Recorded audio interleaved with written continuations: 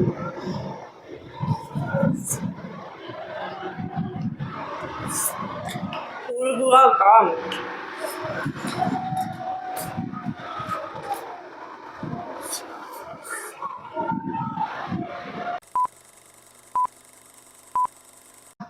friends, எல்லாரும் எப்படி இருக்கீங்க? Welcome back to my channel actress Jennifer. இன்னைக்கு நான் ஒரு ஸ்பெஷலான ஒரு கறி செய்ய போறேன். அது வந்து ஆந்திரா ஸ்டைல் தான். என்னடா இது இவங்க ஆந்திரா ஸ்டைலாவே பண்ணிட்டு இருக்காங்கன்னு நினைக்காதீங்க. எனக்கு பிடிச்ச ரொம்ப அது என்ன சொல்றது விரும்பி சாப்பிட்ற ஒரே ஒரு விஷயம் அது.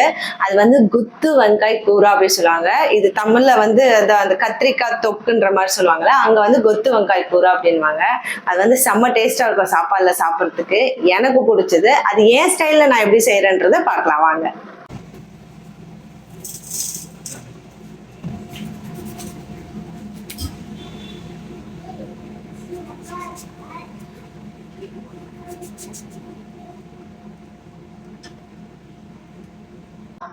இப்போ ஃபர்ஸ்ட் நம்ம அடுப்பு பற்ற வச்சுக்கலாம்.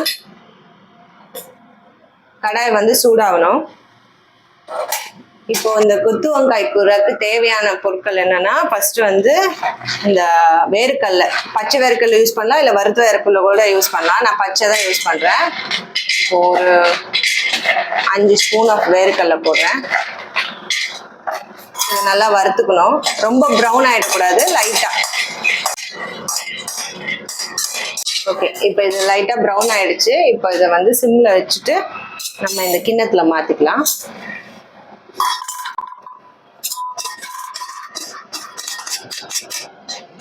இப்போ இதுல வறுக்கிறதுக்கு 1 ஸ்பூன் தனியா, நான் கொஞ்சம் எக்ஸஸாவே போடுறேன். 1.5 ஸ்பூன் தனியா. அண்ட் இதுல 3/4 ஸ்பூன் சீரகம். அப்புறமா வெள்ளை எள்ளு சொல்லுவாங்க இல்லையா, இது வெள்ளை எள்ளு வந்து ஒரு 2 ஸ்பூன்ஸ். நல்லா வதக்கிக்கலாம். இப்போ இதோட கூட 2 ஏலக்காய், ஒரு 4 கிராம்பு, ஒரு 4 பட்டை சேர்த்துக்கலாம். இதை வந்து ரொம்ப ப்ரௌனா வறுத்துறக்கூடாது, சும்மா லைட்டா. அது வறுக்கிற அந்த ஸ்டேஜ் நம்மளுக்கே தெரியும் இல்லையா, ஓகே வறுத்துருச்சு அப்படின்ட்டு, அப்ப எடுத்துட வேண்டியதுதான். ஸோ இப்போ இது வதங்கிடுச்சு. இதையும் எடுத்து நம்ம இதுல சேர்த்துடலாம்.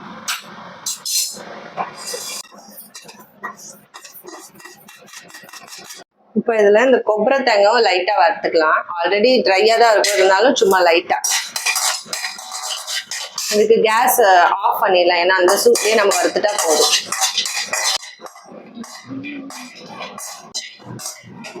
இப்போ இதை எடுத்து இதுல போட்டுடலாம்.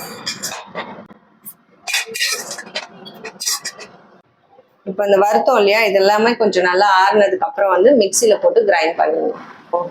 இப்போ இது ஆறிடுச்சு, நம்ம வறுத்து வச்சதெல்லாம் இதை நான் இதுல போட்டுக்கிறேன். இப்போ இதுல கொஞ்சம் சில்லி பவுடரும் போட்டுக்கிறேன். அப்புறம் தேவையான அளவுக்கு குழம்புலையும் போட்டுக்கலாம்.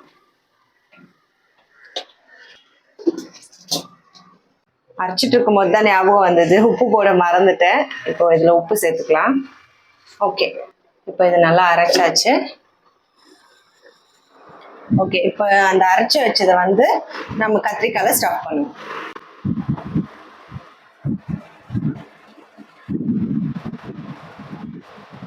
முக்கியமான ஒரு விஷயம் என்னன்னா, இந்த கத்திரிக்காய் கட் பண்ணும் போது பார்த்துக்கணும்.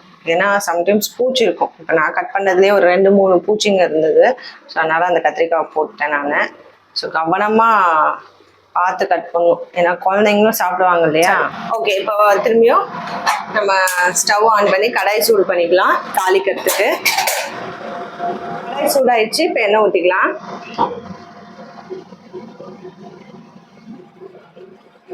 தாளிக்கிறதுக்கு கொஞ்சம் சீரகம் போட்டுக்கிறேன். இப்போ கட் பண்ணி வச்ச ஒரு ஆனியன்,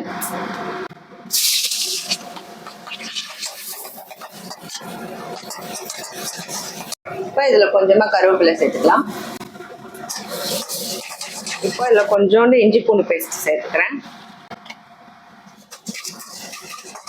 இப்போ இதுல கட் பண்ணி வச்ச ஒரு தக்காளி சேர்த்துக்கிறேன். தக்காளி நல்லா மேஷ் ஆகணும். இதுல இப்போ இந்த தக்காளி மேஷ் ஆகிறதுக்கு கொஞ்சமா உப்பு சேர்த்துக்கிறேன். இப்போ நம்ம இந்த கத்திரிக்காய் இதுல சேர்த்துக்கலாம்.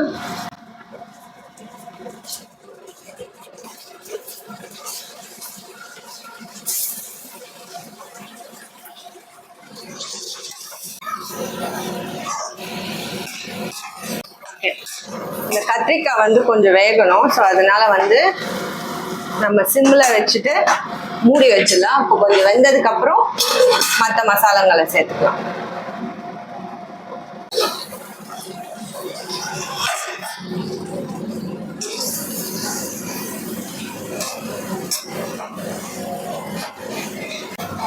ஓகே, வெந்துருச்சு. இதில் அந்த மசாலாவை போட்டுக்கலாம்.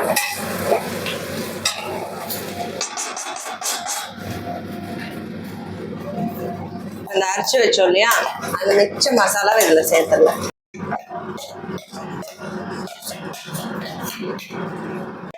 இதில் நான் வாட்டர் மிக்ஸ் பண்ணியிருக்கேன். ஏன்னா எனக்கு கொஞ்சம் கிரேவியாக வேணும்னா, இல்லை திக்காக வேணும்னா அப்படியே கூட நீங்கள் யூஸ் பண்ணிக்கலாம்.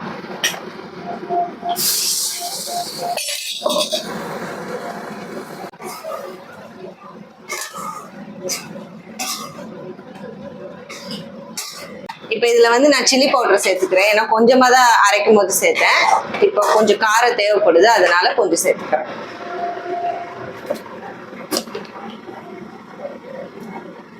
கொஞ்சமாக சில்லி பவுடர். ஆல்ரெடி இதில் தனியாக இருக்கிறதுனால கொஞ்சமாக தனியாக பவுடர் சேர்த்துக்கிறேன்.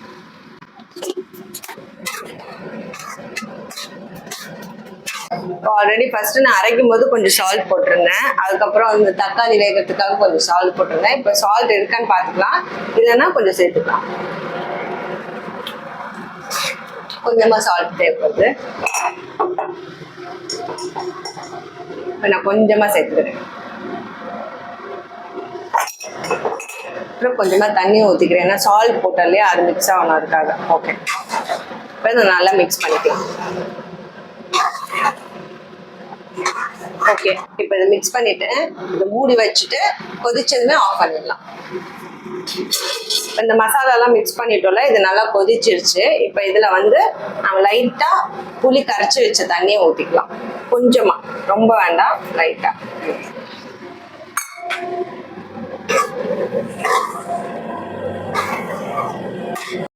ஓகே, ஆயிடுச்சு. இப்போ இதை திறந்துட்டு நம்ம கொத்தமல்லி மட்டும் போட்டு ஆஃப் பண்ணிடலாம்.